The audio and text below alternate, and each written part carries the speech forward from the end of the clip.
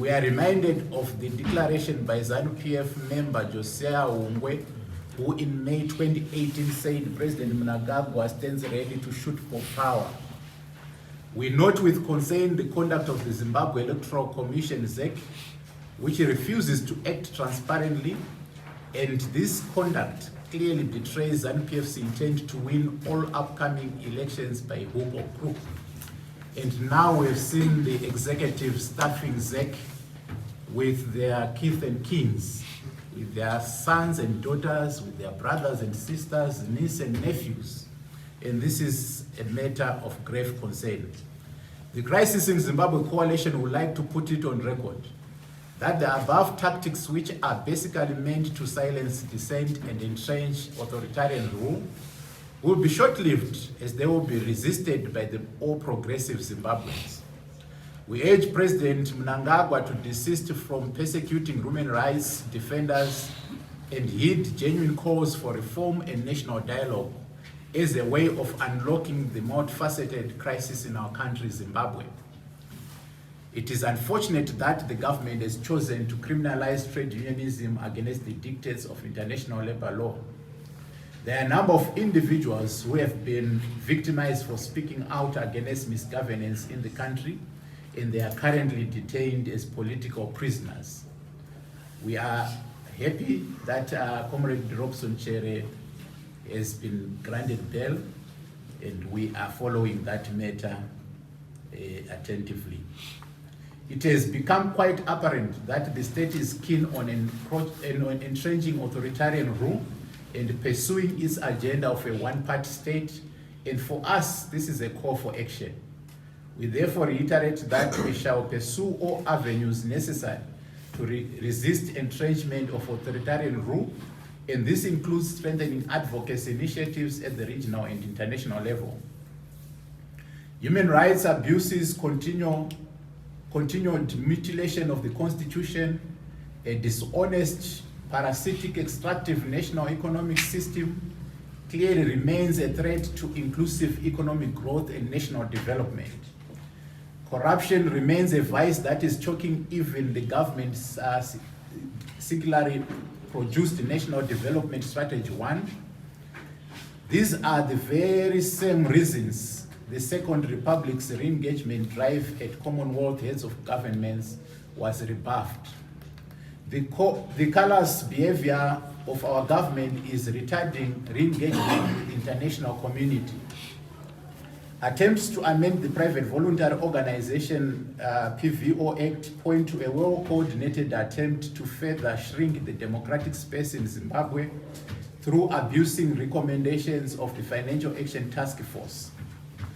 Only this week, a ZANU-PF functionary leader of a one-man organization, the Federation of Non-Governmental Organizations, Goodson Nguni, said that as soon as the PVO amendment bill is signed into law, top on the list of organizations to be shut down are Crisis in Zimbabwe Coalition, the Zimbabwe Human Rights NGO Forum, and the Zimbabwe Peace Project.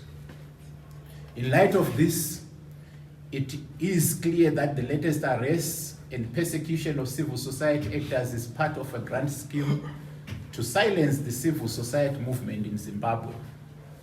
President Mnangagwa has failed to honor his pledge of opening up the democratic space and is seeking to introduce full autocracy where the justice system is used as a tool for repression. We reaffirm our position that an independent judiciary is critical for inclusive national development to prevail, and the state must guarantee the independence of the judiciary and the rule of law. We reaffirm our unwavering solidarity with the suffering workers of Zimbabwe and urge the government and private sector employers to show sincerity in addressing the plight of workers.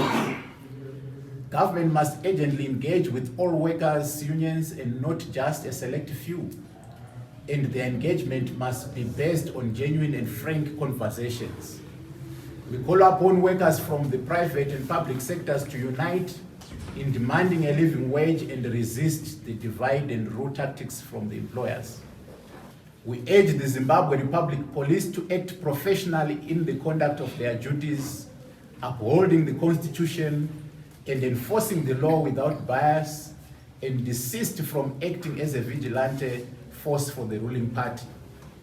We implore the government to seriously consider the issue of electoral reforms as an urgent matter. It is our hope that all stakeholders will consider the issue of electoral reforms as key to getting back our country on a positive development trajectory. It is also imperative for ZEC to act in impartial and independent manner and desist from acting as commissars of the ruling party ZANU-PF. ZEC must be transparent and accountable to all contesting parties and the general citizen.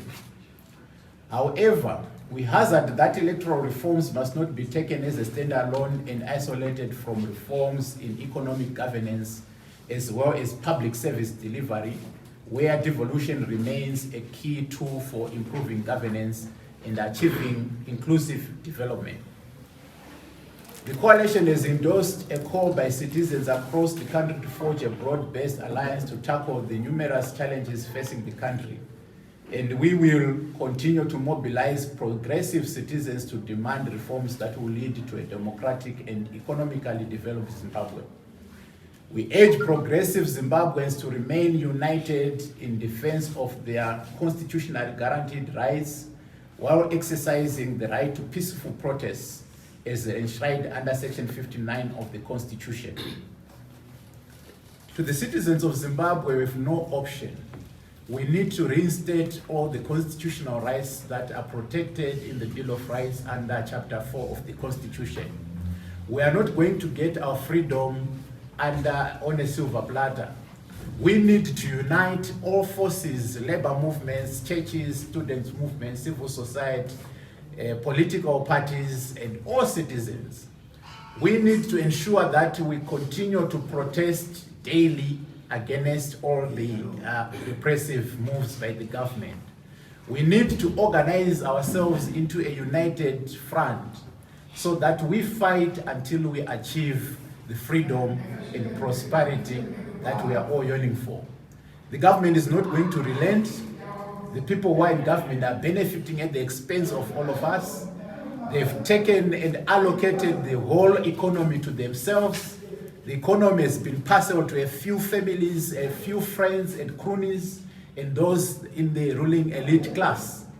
And it is only your sacrifice, it is only your commitment, it is only your unity that can ensure that we retain back that which those who fought for us, those who fought and died for the freedoms that we have that we have allowed few people to take away from us, can be reinstated. So it's a luta continua. We are going to be pronouncing further action. We are going to be coordinating ourselves. But the central message is we are not going to take this line down. This is not incitement to violence. It is incitement to exercising and enjoying our constitutional rights. These are constitutional rights that are clearly stated in our constitution. And no man, no woman, no institution of state should take these rights away from us. They were fought for, people died for them, and no one should take our freedom away from us. Thank you.